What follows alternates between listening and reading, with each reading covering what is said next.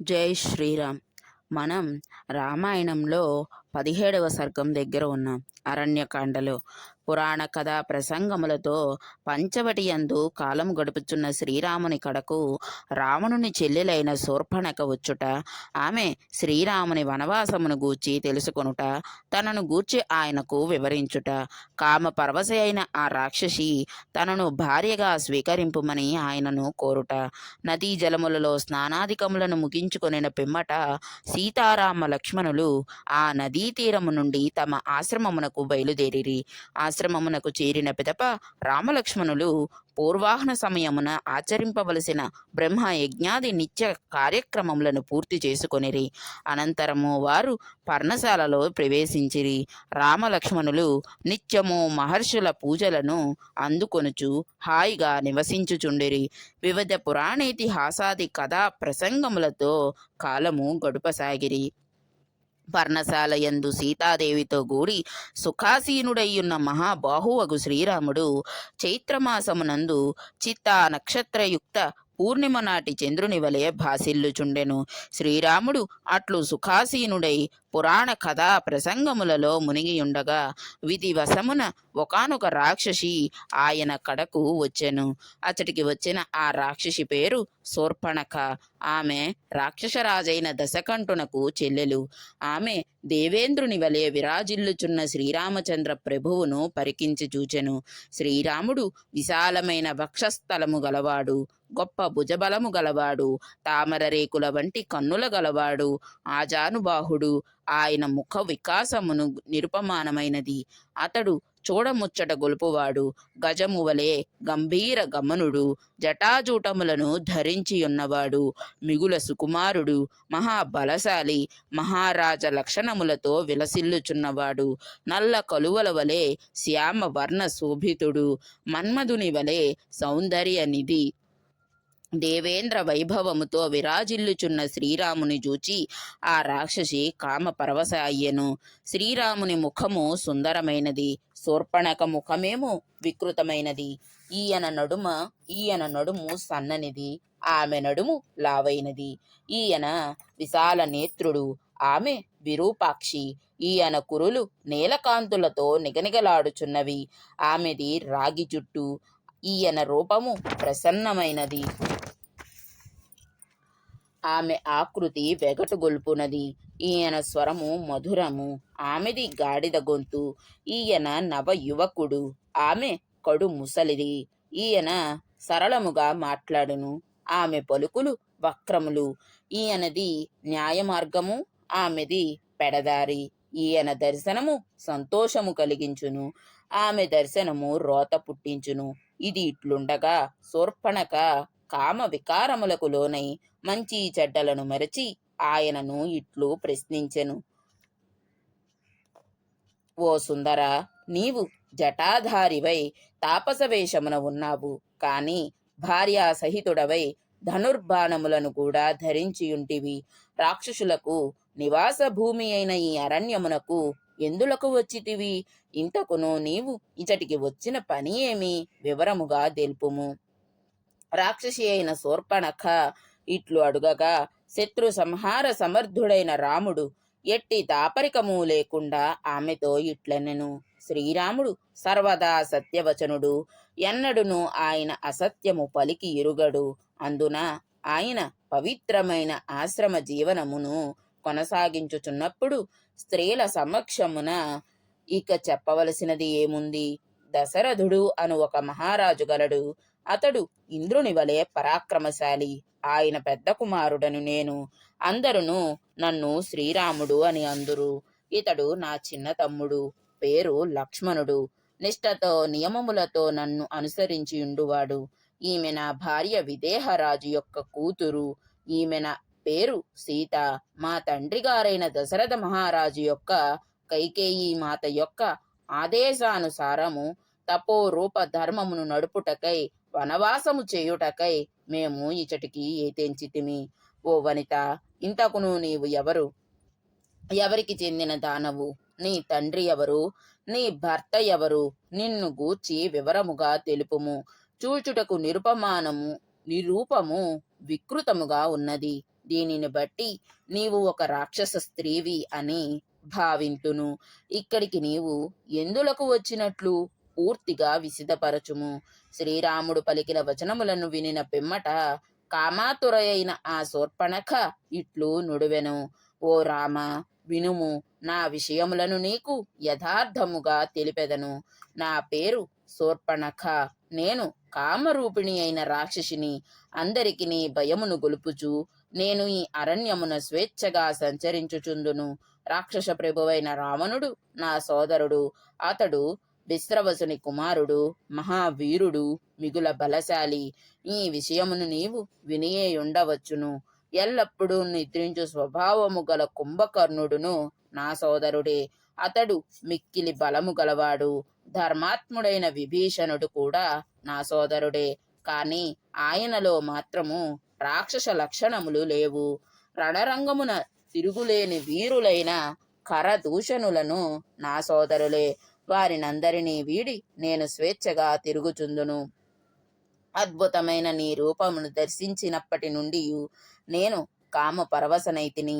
పురుష శ్రేష్ఠుడవైన నిన్ను భర్తగా పొందగోరి నీ కడకు వచ్చి తిని. నేను మిక్కిలి మహిమలు గలదానను. నా బలము తిరుగులేనిది. స్వయముగా అంతటను సంచరింపగలను. నాకు భర్తవై చిరకాలము నాతో సుఖముగా జీవించుము. ఇంక సీతతో నీకు పనేమి? ఈమె అవయవములు ఎగుడు దిగుడుగా ఉన్నవి. ఈమె రూపము వికారమును గొలుపునట్టిది. ఈమె నీకు తగిన భార్య కాదు. నా అందమును చూడుము.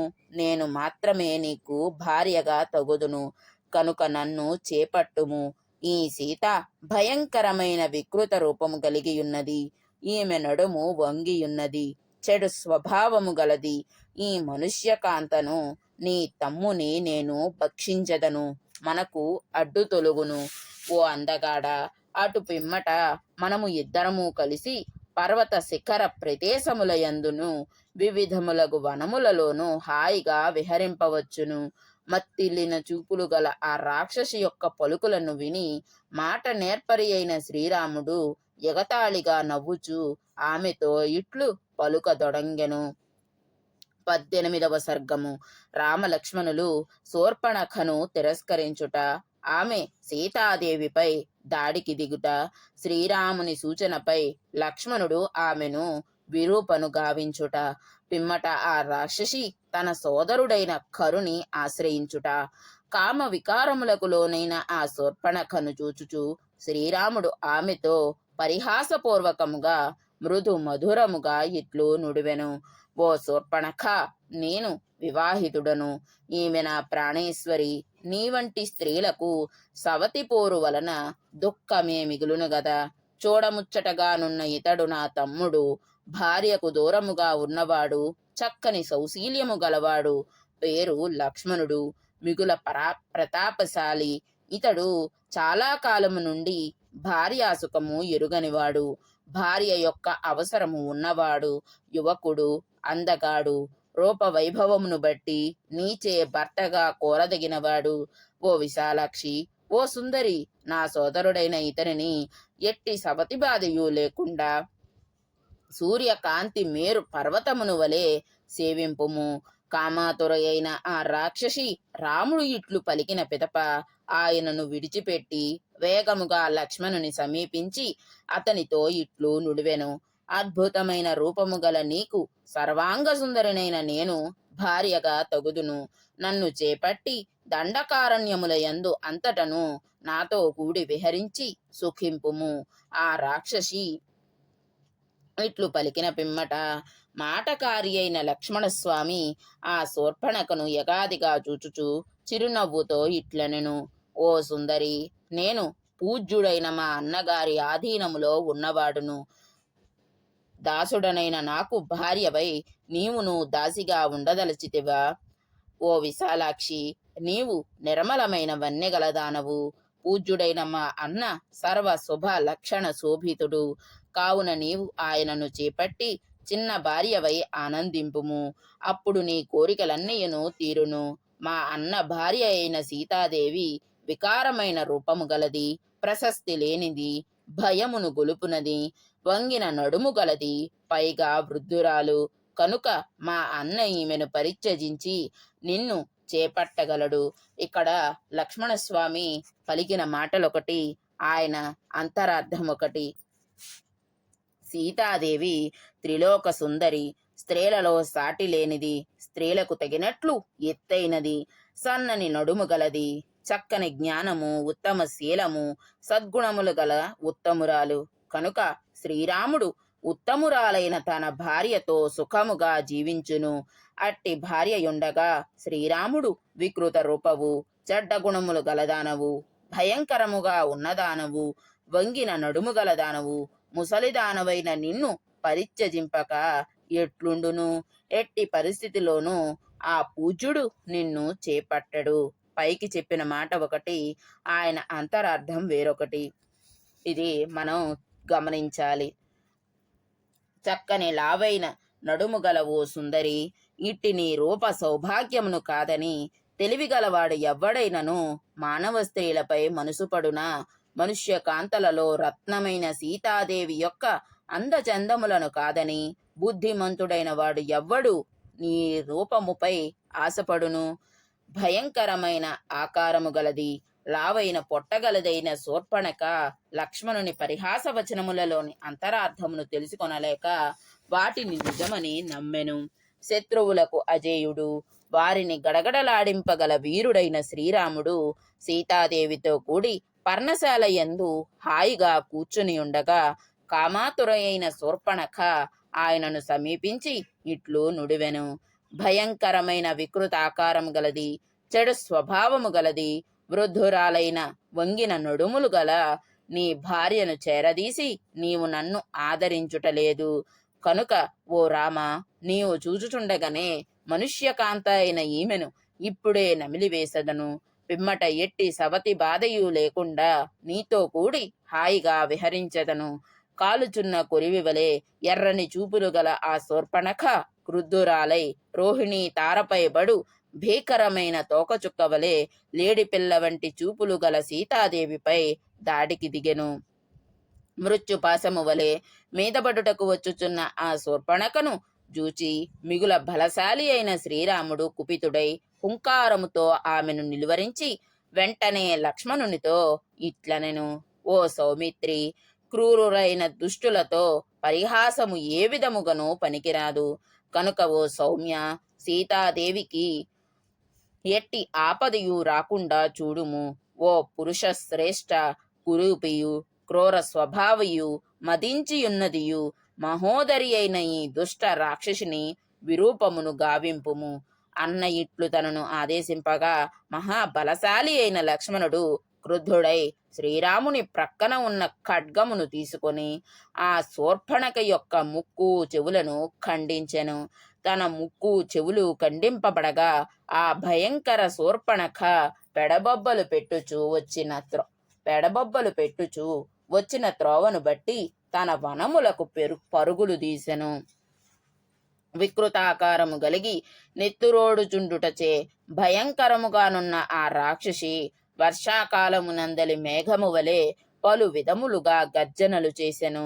అట్లు రక్తము కారుచుండగా మిక్కిలి భయంకరమైన ఆకారము గల ఆ రాక్షసి చేతులు పైకెత్తి లబోదిబోమని ముత్తుకొనుచు మహా అరణ్యమున ప్రవేశించెను. ఆ దండకారణ్యమునందు ఆమె సోదరుడైన కరుడు నివసించుచుండెను. అతని ఆకారము భీకరమైనది. పెక్కుమంది రాక్షసులు అతని కడ చేరియుండిరి. ముక్కు చెవులు తెగి విరూపమయ్యున్న ఆ శూర్పణఖ ఆ కరుని సమీపించి ఆకాశము నుండి పిడుగువలే నేలపై పడిపోయెను. కరుని సోదరియు రక్తముతో తడిసియున్నదియు భయముతో ప్రాణములు అన్నుబట్టియున్నదైన ఆ శూర్పణఖ శ్రీరాముడు భార్యయగు సీతతో తమ్ముడైన లక్ష్మణునితో దండకారణ్యమున నివసించుచున్న విషయమును ఆయన వలన తన ముక్కు చెవులు తెగి తాను విరూప అయిన వృత్తాంతమును పూర్తిగా అతనికి వివరించెను. ఇక్కడ మనం గమనించాల్సిన విషయం ఏమిటయ్యా అంటే, రామాయణంలో ప్రతి ఘట్టం ఒక స్త్రీ మాట వల్ల మలుపు తిరుగుతూ ఉంటుంది. మనం చూసుకున్నట్లయితే పట్టాభిషేకం చేసుకుని అయోధ్యని పాలించాల్సిన రాముడు అడవుల పాలు అవటానికి కారణం ఒక స్త్రీ. అదే రాముడు అడవులో ప్రశాంతంగా తపోజీవనం చేస్తుండగా యుద్ధం చేయాల్సి రావడానికి కారణం ఒక స్త్రీ మాట. ఇక్కడ మనం తెలుసుకోవాల్సిన విషయం ఏంటయ్యా అంటే, అయోధ్యకాండ మొత్తం కైకమ్మ మాట మార్చడం అనే ఘట్టాన్ని మనం చదువుకున్నాం. ఇక్కడ అరణ్యకాండలో శూర్పణఖ కరుడు రాక్షసుడు అని ముందు సర్గల్లో మనం చదువుకున్నాం. కరుడి వల్ల మునులు ఇబ్బంది పడుతున్నారు అనేది కూడా మనం చదువుకున్నాం. కానీ కరుడు వచ్చి డైరెక్ట్గా రాముడితో యుద్ధానికి దిగలేదు. రాముడు వెళ్ళి సరాసరి కరుడితో యుద్ధం చేయలేదు. ఎవరి వల్ల? మధ్యలో ఎవరున్నారు? శూర్పణఖ, ఒక స్త్రీ వల్ల. కాబట్టి తెలుసుకోవాల్సిన విషయం ఏంటయ్యా అంటే, ఒక స్త్రీ యుద్ధం చేయించగలదు, ఒక స్త్రీ యుద్ధం ఆపించగలదు. దాన్ని బట్టి స్త్రీగా ఎలా ఉండాలి అనే విషయాన్ని మనం తెలుసుకోవాలి. మనం మాట్లాడే మాట యుద్ధాన్ని జరిపించేలా ఉందా, యుద్ధాన్ని ఆపేలా ఉందా అనేది మనం తెలుసుకోవాలి. రామాయణం ద్వారా ఆడవాళ్ళు నేర్చుకోవాల్సిన విషయం ఇది. మాటని ఎంత అదుపుగా వాడుకోవాలో, అదుపుగా వాడకపోయినంత మాత్రాన కైకమ్మలాగానే ఉంటారు, శూర్పణఖలాగానే ఉంటారు. అంతకు మించి ఏం ఉండదు. అదుపుగా మాట్లాడితే సీతమ్మ తల్లిలా ఉంటారు. ఎవరికి వాళ్ళు ఎవరు మాట్లాడే మాటని ఒక్కసారి ముందుకి వెనక్కి ఆలోచించుకుని మాట్లాడితే బాగుంటుంది. అదే మనం రామాయణం ద్వారా నేర్చుకోవాల్సింది. స్త్రీలనే కాదు, పురుషులైనా సరే. కరదూషణలు కూడా తన చెల్లి చెప్పిన మాట విన్నారు కానీ ఒక్కసారి కూడా ఆలోచించలేదు. ఎదుటివాడి మాట ఎలా ఉంది, నిజమా కాదా అనేది ముందుకి వెనక్కి ఒకసారి ఆలోచించుకొని నిర్ణయం తీసుకోవాలి. ఇంట్లో ఆడవాళ్ళు చెప్పారు కదా అని ఆలోచించకుండా దేనికి పడితే దానికి సిద్ధపడకూడదు. ఒకసారి ఆ చెప్పిన మాట గురించి ఆలోచించి ఆ తర్వాత ముందుకు వెళ్తే దాన్ని బట్టి మనం వెళ్ళాలా వద్దా అనే నిర్ణయం మీకే భగవంతుడు చూపిస్తాడు. జై శ్రీరామ్. 19వ సర్గము. శూర్పణఖను విరూపను గావించిన రామ లక్ష్మణుల మీదకి క్రుద్ధుడైన ఖరాసురుడు తన 14 మంది యోధులను యుద్ధమునకు పంపుట. ముక్కు చెవులు తెగిపోయి రక్తముతో తడిసి విరూపయ్యై తన ముందు నేలపై పడియున్న తన సోదరియగు శూర్పణఖ దుస్థితిని చూచి కరాసురుడు మిగిల క్రుద్ధుడై ఆమెను ఇట్లడిగెను. ఓ సోదరి, లెమ్ము, నీ నిస్పృహను చిత్త వైకల్యమును వీడుము. నీ ముక్కు చెవులు కోసి నిన్ను ఇట్లు వికృత రూపమును చేసింది ఎవరు? ఇప్పుడే వివరముగా తెలుపుము. ఇతరుల జోలియే పట్టక ఒక చోట ప్రశాంతముగా ఉన్న విషపూరితమైన కృష్ణ సర్పమును వినోదముగానైనను తన వ్రేళ్లతో బాధించుచున్న ఆ మునగాడెవ్వడు? ముందు వెనకలు ఆలోచింపక నిన్ను చేరి నీ ముక్కు చెవులను కోసినవాడు తన మెడకు తాను మృత్యుపాసమును బిగించుకొనినట్లే. అంతేకాదు, అతడు కాలకోట విషమును త్రాగినట్లే. ఇంక వాడు తన చావును తాను కొని తెచ్చుకొనినట్లే. ఈ విషయమును అతడు ఎరుగనట్లున్నది. ఓ సోదరి శూర్పణఖ, నీ బల పరాక్రమములు సాటిలేనివి. నీవు కామరూపిణివి, ఎచ్చటైనను నిర్భయముగా సంచరింపగలదానవు. అంతేకాదు, మృత్యుదేవతతో సమానురాలవు. అట్టి నిన్ను ఈ దుస్థితికి గురి చేసినది ఎవరు? నిన్ను ఈ విధముగా విరూపనుగా చేసిన ఆ మహావీరుడెవరు?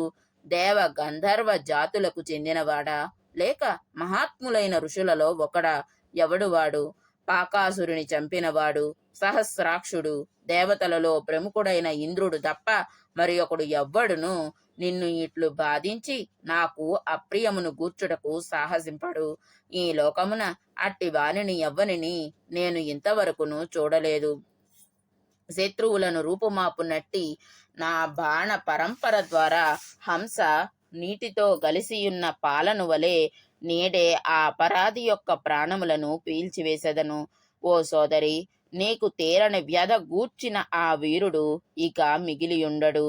రణరంగమున మిగుల వాడి అయిన నా బాణములచే వాని మర్మస్థానములను ఛేదించెదను.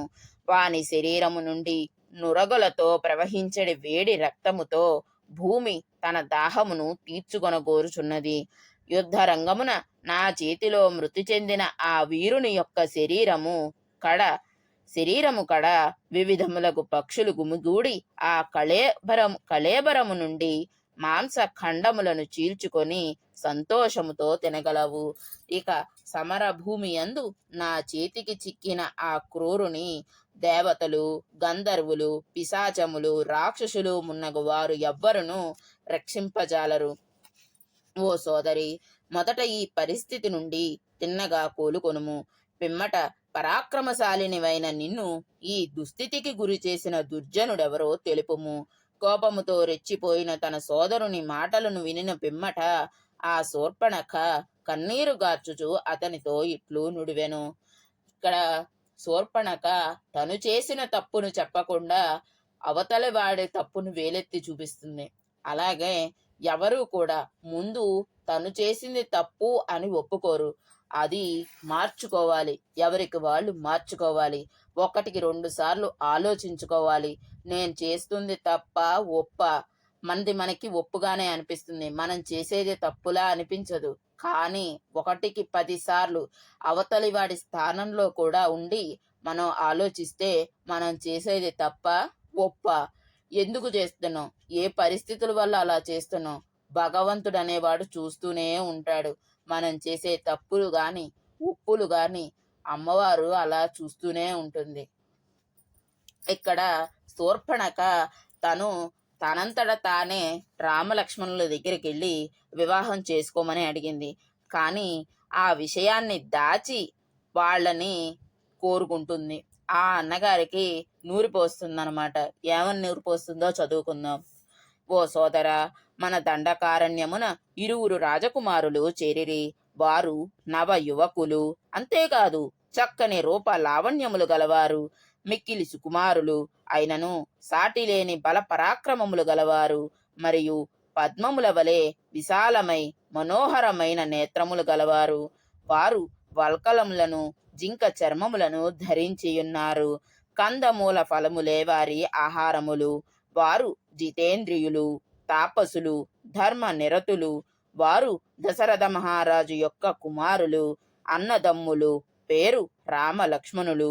గంధర్వరాజుల వలె వారు నిరుపమాన తేజోమూర్తులు, గొప్ప రాజ చిహ్నములు గలవారు. వారు దేవతలో మనుషులో తెలుపజాలను. వారి చెంత నేను సన్నని నడుము గల ఒక మగువను చూచి తిని. ఆమె నిండు జవ్వని, చక్కని సుందరి, మిలమిలలాడుచున్న పెక్కు ఆభరణములను ధరించియున్నది. ఆ యువతి రక్షణ నిమిత్తముగా ఆ యుభయుల వలన నేను ఒక దిక్కులేని దాని వలె, కులత వలె ఇట్టి దురవస్థకు లోనైతిని. రణరంగమున ఆ 2 యువకులు మృతి చెందిన వెంటనే నురుగులతో కూడిన వారి రక్తములను, ఆ కుటిలాత్మురాలి రక్తమును తనివి తీరా త్రాగగోరుచున్నాను. ఓ సోదరా, ఆ 3 యొక్క రుధిరమును రణరంగమునందే తృప్తిగా జుర్రెదను. ఇదియే నా ఏకైక వాంఛ.